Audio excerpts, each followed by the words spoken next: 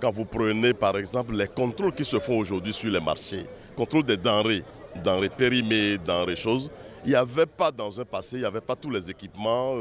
nécessaires pour aller à un niveau des contrôles. Mais aujourd'hui, c'est des choses qui sont possibles, c'est des choses qui sont faciles à faire et il encourage l'équipe de ce contrôle-là à faire de sorte que sur le marché béninois, qu'on n'ait plus les denrées périmées, qu'on n'ait plus des produits de qualité douteuse et que les prix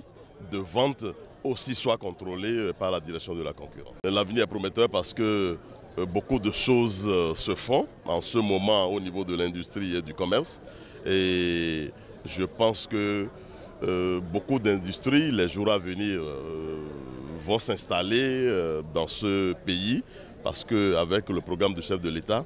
les investisseurs ne cessent de venir dans ce pays-là et des décisions sont prises pour leur faciliter vraiment qu'il arrive et qu'il s'implante. Ce qu'il a dit, c'est qu'aujourd'hui, notre pays est respecté sur le plan international. Notre pays prend des positions qu'on salue. Quand le président Macron parle des biens et que dans son communiqué, il ne cite aucun des 54 pays africains, mais le Bénin, c'est quand même un signe. Et lorsque des investisseurs s'engagent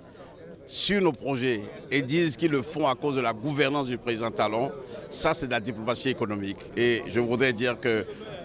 des aspects sont nombreux. Nous avons reçu des chefs d'État et le chef d'État est invité partout. Mais le fait de s'atteler aux tâches ici, les priorités ici font que peut-être il n'est pas partout parce qu'il ne peut pas être partout.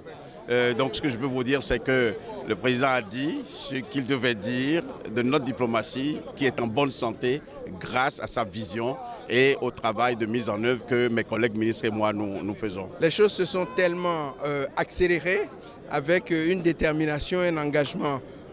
inégalé que des résultats rapides et concrets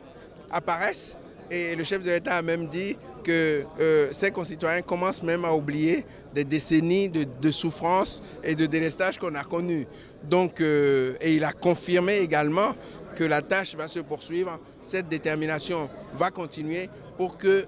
définitivement le Bénin devienne un pays crédible en termes de climat des affaires, en termes d'investissement, parce que le socle de développement socio-économique tant attendu dans tous les pays en développement qu'est l'énergie est aujourd'hui une réalité qui me permet aujourd'hui de dire que l'énergie est au cœur du Bénin,